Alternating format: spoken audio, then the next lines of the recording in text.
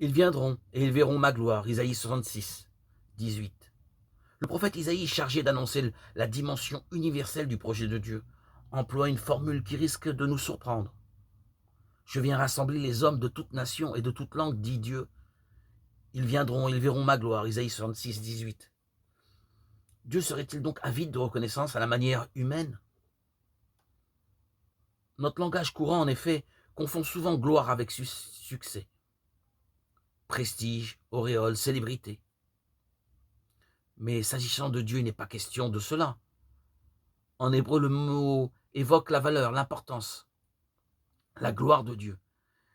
C'est la révélation de son être, le rayonnement de sa présence. Malchut, en hébreu, royauté.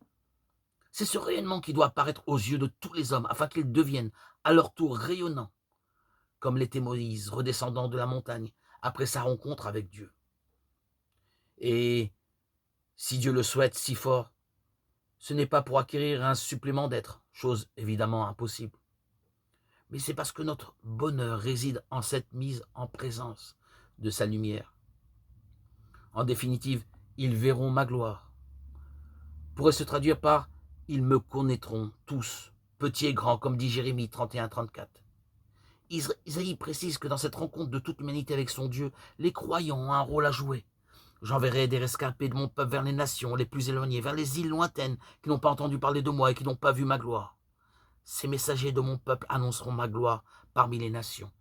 Isaïe 66, verset 19.